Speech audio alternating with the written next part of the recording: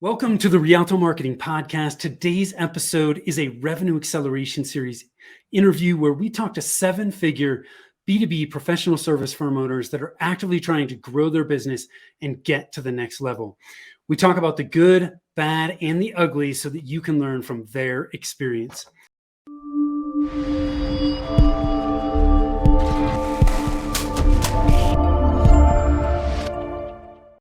Hi, I am Tim Fitzpatrick with Rialto Marketing, where we believe you must remove your revenue roadblocks to accelerate growth, and marketing shouldn't be difficult. I am super excited to have with me today Chris Carter from App Arroyo. Chris, welcome. Thanks for being here. Tim, it's great to be here. Thanks for having me this week. Yes, I enjoyed our conversation last time around, and I'm sure today is going to be no exception. Before we dig into kind of your journey and some of the things we're going to talk about today, I want to ask you some rapid fire questions. Are you ready to jump in? Oh, I've been ready, Tim. Let's go. Awesome. Very quickly, what do you do and how long have you been doing it? CEO, and I have the vision for the company. Okay. And how long have you guys been in business? Since 2011. 2011. And what's the most important lesson you've learned in running? Hire great people around you. You cannot do it all. I love it.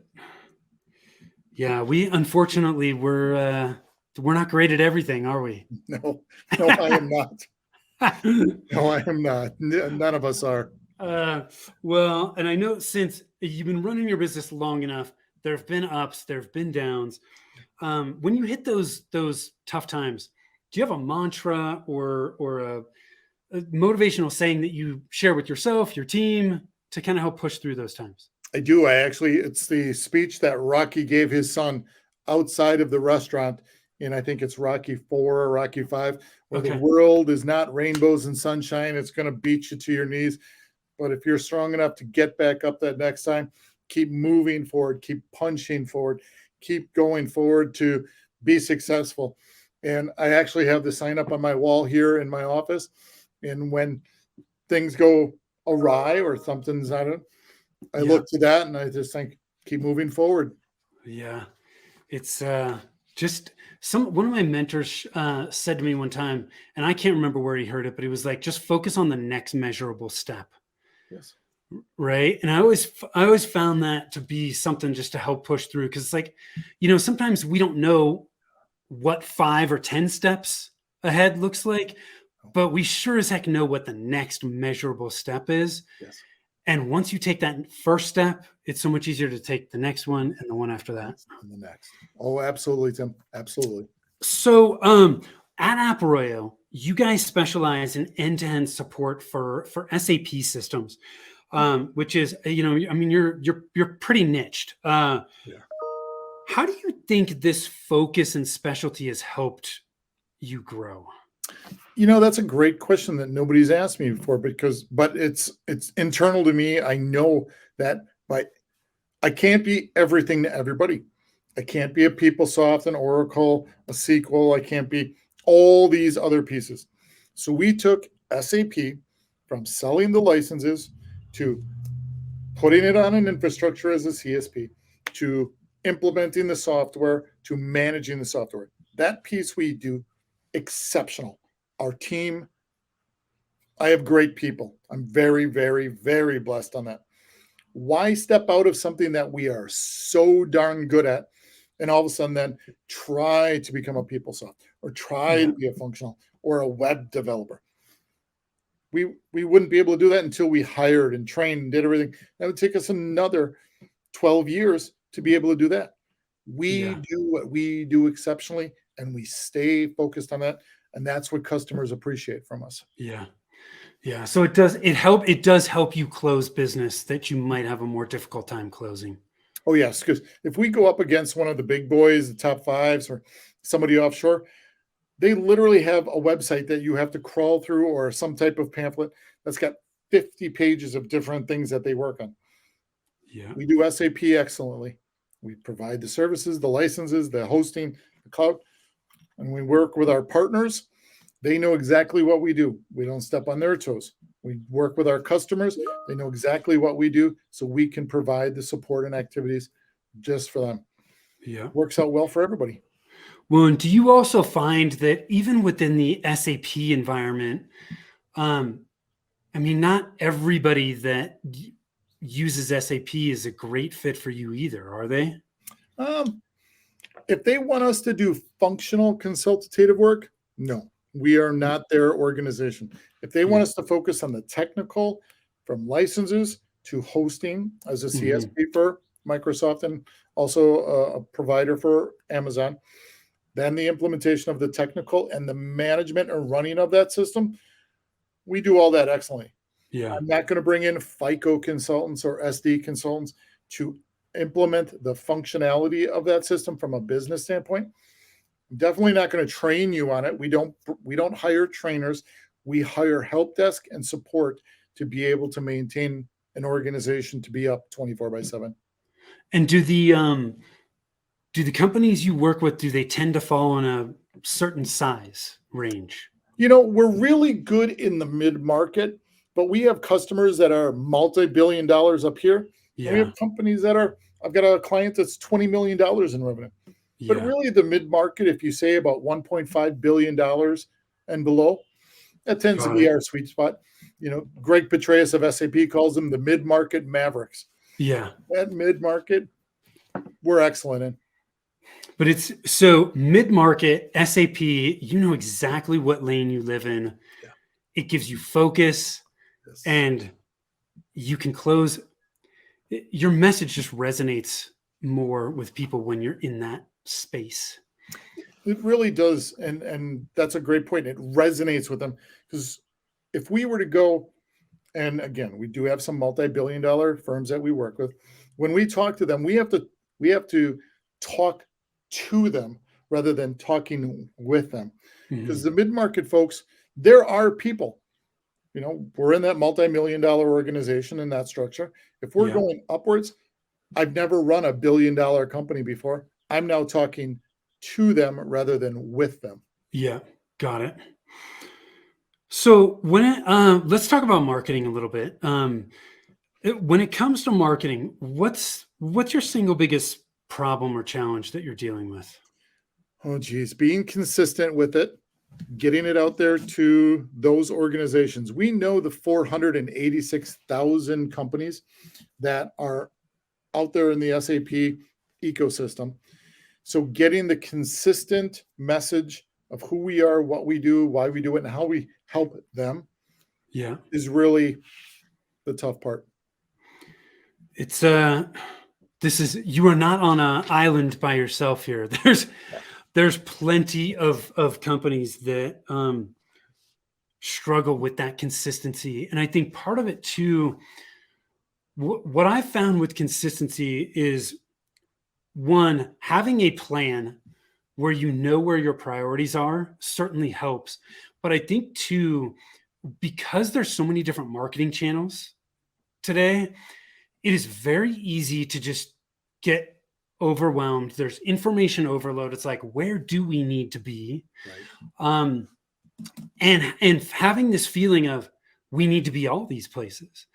But Feels the that way. reality is, for most businesses, you don't need to be everywhere.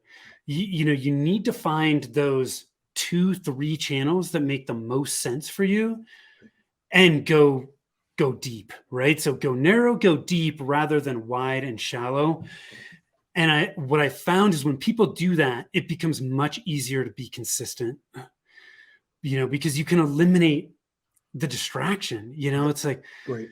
because Get if you rid of don't all the have, distractions around you and focus. yeah, right. Like, because we have it's not just marketing either, right? It's like everything within our businesses, we have distractions all over the place. And if we don't have our priorities outlined and clarity on where we need to focus, it is so easy to be a squirrel chasing a nut and just be like, oh, I like that one. And no, I like this one. Yeah. And so what I found when we work with clients is when there's challenges with consistency, those are some of the things that we focus on to help people kind of push through it. And man, any channel, any tactic can work. And that's why there's no one size fits all plan either. We've got to figure out, hey, based on where you are, where you want to go, your particular situation, what's going to work best, right? Because there's also too much like one size fits all marketing advice out there, and I just don't think that serves most business owners well. Very much agree. And when you run into, it's kind of like, oh, well, we did that and it didn't work. Well, there's probably some elements that we're missing. Some of the key ingredients, the way I always look at it is the strategy is the fuel, right? So in a lot of cases, companies have the vehicles, but they don't have the right fuel, or they don't have fuel at all. So you are not alone in consistency being a challenge with marketing. Oh, thank goodness. Whew. Well, one of the things you mentioned to me, Chris, when we connected for the pre-interview was you are focused on hyper aggressive growth. You said to me, hey, I'm at this age. I don't want to be doing this X years from now. Yeah. Is that your little note? It's a little note that sticks on my computer. It says hyper aggressive. Okay. I love it. So hyper aggressive growth. What roadblocks stand in your way, and what are you trying to do about those right now? Oh, so what stands in our way is getting our name out to all of the organizations that are in the SAP ecosystem, funneling our names to the SAP account executives, getting our names to the right partners who can give us a warm introduction to prospects who are out there. Once an organization talks to us, they understand who we are, they see what we do, they get the message. Yeah. They love us. We have a great win rate. Our biggest loser is no, not at this time. But I want to come back to you, Chris, or I want to come back with you, Royal. We don't have this at the moment. And we do. We have customers that we've gotten because they've just come back to us after they finally got a budget. Yeah. It's getting to them first. And we have a great relationship with partners, and they bring us in all the time. And you get that warm and fuzzy from them right away. And then you move forward from there. But it's getting them to know who we are first and foremost is the most difficult. Yeah. So a lot of the roadblocks are really on the front end. It doesn't sound like right now you have any issues on the back end, right? Sometimes with marketing and sales, it's like, hey, we can bring the leads in, but dang, once they come in, the wheels are coming off, right? Like you can't fulfill. Ours is the opposite. It's the wheels are off before we even get them to us. Once they get them to us, we have a pit crew that can put those wheels on there and get them going and really move them forward. And then once we get those tires on them and we're moving forward them, our team puts in a brand new Chevy LS engine like a Corvette, and it is revving at full speed. Because then once they come in, we got upgrades going on. We got new modules going in. We've got new cloud pieces going in. Companies want to then work with us, and they just layer into us. But it's getting the ability to put those tires on first and foremost. So it sounds like you guys really have your back end systems and processes pretty dialed in. Yeah. I've got to think that because you specialize in SAP, that's another example of why specializing really helps the business overall, because it's so much. You're not reinventing the wheel every time. It's like, we need to do this for an SAP for this particular SAP client. Well, here's the SOP and here's how we do it. Exactly. It's very standard processes. Once they're in, we got a very standard help desk procedure for our organizations to work with. Our team members, where they are, we follow the sun with them. We're doing activities with them. But again, you're right. It's once we get them in, how do we bring them to us? How do we can showcase who we are to be able to move them forward with our organization? Yeah. So, looking back at your experience with Appareo so far, what are the top 3 to 5 things that instantly stand out for you? So I didn't hire fast enough with quality people that I could surround myself with. That was a negative. I tried to bring it all on myself. 2, once I brought those quality people in, we just expanded the quality of our capabilities and our people. So that was a benefit. 3, We became a CSP, a cloud service provider for the SAP ecosystem. I wish I would have done it a couple of years earlier, but we were balancing how the cloud was going to work, how SAP was going to work with the cloud, how they were going to do public versus private clouds. And so we kind of watched from a hand distance. And then as soon as they started making their decisions, then we jumped in. It's worked out very well for everybody, clients and us alike. How many people are on your team at this point? 173 globally. Okay. We've got staff in Brazil, we got staff in India, we got in the UK, all throughout the United States. A lot of US based labor first and foremost. And then we decided to bring some folks in, and we actually created our own company in India. We did not want to outsource to India. We find that if you outsource, you don't own and control their actions. Yeah. You also found that people were trying to skirt the system in regards to paying their taxes, having 3 different jobs. Yeah. It was a mess. So we wanted to control that narrative. So we created our own company. We worked with a training company. We hired those individuals. Just like in the US, you have one role. That's with us. If you need a part-time job, we need to have a conversation. If you have 2 and 3 jobs over there in India or wherever, there's going to be another conversation that's going to be involved with HR. Yeah. Interesting. So they're full-time employees. Yes. Got it. Yeah, that's the whole reason why we created the entity in India, to make them our full-time employees, not a consulting company's second, third, fourth role. Yeah. They are 1-to-1. They are AppRoyal Private Limited employees. Interesting. If it's okay, I want to kind of dig into this a little bit, because I think this is an area where there are a ton of opportunities for growing businesses. I mean, we have a client right now who just can't expand because she does not have the capacity. And we've had multiple conversations about this in different ways that she might be able to expand capacity. I think a lot of people make missteps hiring overseas. And what I've seen now, look, I have a small team.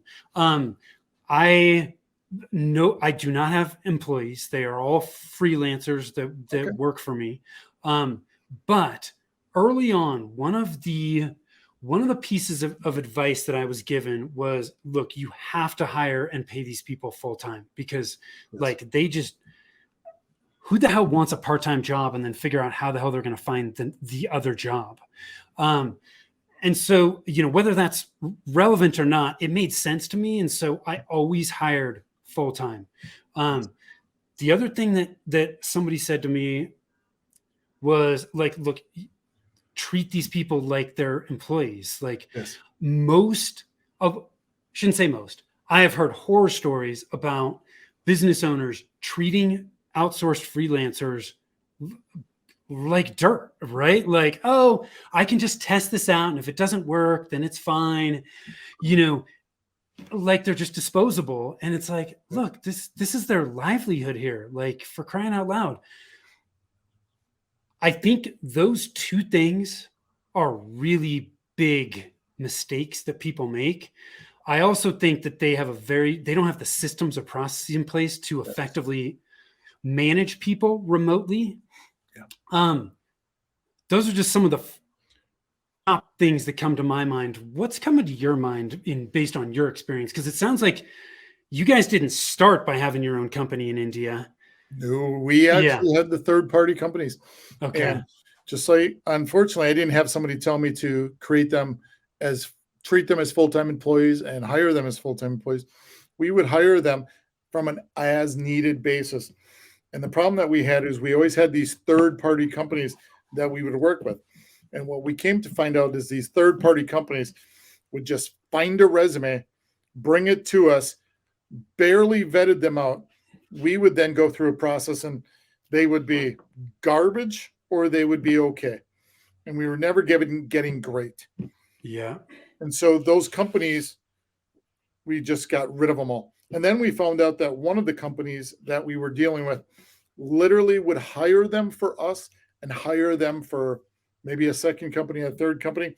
And they specifically knew that this person wasn't working 40 hours, but he was working 40 hours for 3 different companies. And like, you can't do this. So, and I actually wrote a blog piece on this, on how the United States government needs to start tracking and managing this, because it's happening all over India. Individuals are not putting into the covenants fund. They're messing with U.S. labor. You know, I've got companies here in the Milwaukee area that I chastise all the time. As a matter of fact, I just did a post about this, and I chastised 3 companies in Milwaukee area. They all told us, we're going to go offshore because it's cheaper for us. Okay, well, I know what's going on over there, and I know these activities happen. We learned that earlier. Why don't you take what we've learned and understand this activity? Yeah. And you don't have to build a company over there, but you do have to do better. Yeah. There's no doubt about it. Well, you know, and the reality is, we can all tell the difference when somebody's outsourced overseas and they've done a bad job at it, Yeah. and compared to when they've done a good job at it. And I'm not going to call out any names, but I've had some experiences in the last couple months where it's like, this is unreal. Like, this is so bad. This is not representing your company well, and it's going to impact your business long term. Right. So I mean, I can understand, hey, I can understand outsourcing overseas, you know, doing things to be more efficient and save on labor costs. But to me, it's not, I don't know if it's as much anymore about, yes, it can help your bottom line, but I just think it helps you grow more effectively and efficiently. Yeah. Well, what do you want? You want one of 3 things. You want fast, you want cheap, or you want it done on time. Pick 2 of them, because Yeah. you're not going to get 3 of them from overseas with the staff. If you want those things taken care of, you know, Yeah. that's on them. You got it. Yeah. I love that. Can you say that again? What are the 3 things? Fast, Yeah. cheap, or on time. On time. Okay. You can only have 2. You only get 2. I love it. So are most of your so you've got the company overseas in India. Are you hiring in any other countries as well? We're hiring in the UK, but we only hire direct. We hire direct with individuals. We do not hire direct with a third-party company, because we want to vet that person with everything and anything. So perfect example is in the United Kingdom. We go through a company called Deals in order to pay for them, which is an online tool that takes care of all the HR activities. So everything that needs to be validated and audited over in the UK is set up in that organization. We then hire direct one-to-one. We mandate in our contracts, we want a full-time employee who's going to be full-time for us. Yeah. And we'll work together based upon timing, if it's the United States, if it's the UK time zone, whatever the case may be. But we want that person to have a fantastic wage, get the benefits that they deserve, pay into their insurance and IRSs and those things like that. Yeah. And then bonuses that we can pay out for them. And so we do that in the UK as well. We also do that in Brazil. In Brazil. Yeah. I know there's a lot of, you know, with outsourcing overseas, you hear about India a lot, the Philippines, Vietnam, Philippines. Yeah, Vietnam, Central and Latin America are starting to become really popular, especially in the US, because their time zones coincide with ours, which works really well. So yeah, I would just say to those business owners that are listening, if this is something that you have thought about, just be open-minded about it, because I really do think there's a lot of opportunities, and some people have been very close-minded about it, like, oh, I'm never going to do that. And I just think you're missing the boat if you don't have an open mind about it. I agree. I tell them to go to Just Deals and I think it's justdeals.com. And it literally has every country they work with. They deal with the HR, they deal with the insurances, they deal with all the taxing regulations and all those. Go there, and that service helps you 100%. Yeah, and it sounds like that they help you hire employees, not freelancers, Correct. and they You can basically do take both care on of. there. You can do both on there, but we only do the full-time staff members. Got it. And they take care of all the reporting requirements Yes, for that it's all particular built country. into them from a contractual standpoint, Yeah. templates, and everything else with that. Yeah. Yeah. Very cool. I love it. Honestly, I didn't even know that companies like that existed. That and Gusto. Gusto does that as well. And Gusto does full HR, so you can use those organizations. As a matter of fact, Gusto just got to the point where literally now we're going to be able to transition off of Deals and bring that to Gusto. And Gusto is a company out of California. Yeah, I've heard of Gusto. That's very interesting. So Just Deals and Gusto. I will also throw a couple others into the mix that I have used, which are more for freelancers, but onlinejobs.ph specializes in the Philippines.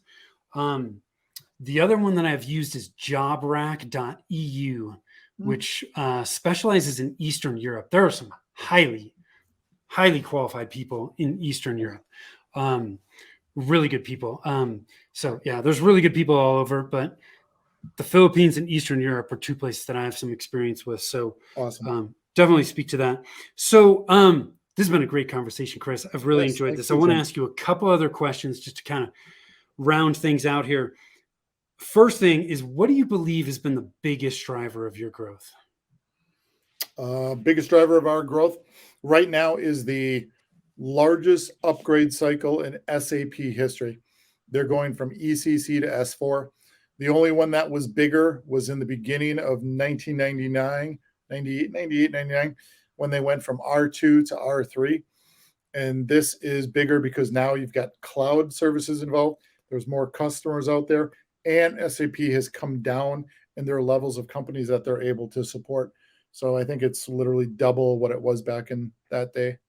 How long is that window? You have until 2027 to have that upgrade. And if you don't have it done by the end of 2027, you're not getting an extension to 2030. SAP has already stated, nope. If you haven't started your upgrade by 2025, you're going to be late. And that means you're going to get an extra kick in the old service revenue management that you're going to get instead of 22. It's going to be 25. You have a 4-year wave potentially that you can ride there. Problem is there's not that many staff members to be able to do that. The number of people to be able to do a full migration like that is very limited. And companies are already booking out. We're already booking out upgrades for next year already. Got it. It's difficult. It's a full year-long process. And so they need to, this is like a cruise ship, not a speedboat. Yes, exactly. We like to say the air carrier as well for the military, but yes, a cruise ship, air carrier. Yeah. Awesome. So 11 years doing this, you got 170 something employees. You've grown quite a bit. Knowing what you know now, is there anything you do differently? Yes, I would have hired really strong executive staff earlier. I tried to do it all myself, and I made reference to this a little bit earlier in our call here, I literally tried to do it all myself. I tried to be the cook, the cleaner, the bottle washer, the sweeper, the garbage taker outer. Well, I can do all those yet, but I couldn't also keep up with taking care of payroll and doing billing and invoicing, marketing and promotion, and all the other things that we needed to do. So the fact that I was able to bring in a president, chief operating officer, chief technology officer, chief revenue officer, and give them the tools to make them successful has been great. Game changing. Tim, I would have had a full head of hair like you're good for your hair instead of mine if I would have done that and done it earlier. So here's another follow-up question to that. Yes. What do you think, what was holding you back from actually making that first Oh, that is a critical hire? great question. Because I think a lot of entrepreneurs go through this activity. I agree. They're afraid to give up the keys. They're afraid to give up that control, afraid to give it to somebody else and say, okay, it's now on you. Yeah. And to be honest, I had a little bit of that as well. Before the team that I have in now, I brought in some people, dribs and drabs, but I was always micromanaging them. And that's where it started to have, I needed to understand that the people I brought in, and now I'll give an example. My chief operating officer used to run WebEx. How can I ever say to him, I think you're wrong there. The guy ran WebEx. Yeah. Yeah. Fantastic individual, AJ. So lucky I have him as part of our team. And Sean created the VCE tools and products and created VCE over at Dell. I'm not going to go into his office and say, you know what, Sean? No, not today. Yeah. I'm just not smart enough for this one, big guy. I brought in the best and brightest at one point, finally, who I knew I could trust, that I could literally just sit back here in my office and say, you know what? No, I'm going to make a video today instead, because I got some vision and I got some ideas and I got some thoughts. I'm going to work with marketing. I trust you to do your job. I trust you, Sean, to work on Overwatch. Justin, I trust you with our chief revenue officer to take on the task, and I'm not going to interfere with you. Yeah. So sometimes we have to get out of our own way, don't we? Oh yes. Yeah. Once you made the first hire, was it much easier to make the second and the third? Yes, because I brought Sean in from Dell and VCE, and once I brought him in, then I brought in AJ, and then I brought in Justin and others, and so that was much easier. I love it. Chris, where can people learn more about you? Yeah, come to our website, approyo.com, APPROYO. I'm all over social media. I'm all over LinkedIn. You'll find me on LinkedIn. I'm Christopher Carter, I guess. Twitter's, Facebook's, we got it all. But the main one, come to our website. Go to approyo.com. And if you want to reach me, my stuff's on there as well. Yeah, awesome. I appreciate it. If you reach out to Chris, I will tell you I've had 2 conversations with him. He is super approachable and down to earth. So very easy to talk to, man. I appreciate you taking the time and sharing your journey. And hopefully it just keeps going up and up and up. It's our hope for the whole team. I love it. Appreciate it, Tim. Those of you that are watching, listening, I appreciate you. Chris and I have been talking all about revenue growth and the good, the bad, the ugly today. If you want to accelerate growth, you've got to remove your revenue roadblocks. If you want to find out which of the 9 roadblocks are slowing down your growth, you can do that at revenueroadblockscorecard.com. You can also always connect with us over at our website at rialtomarketing.com. Till next time, take care.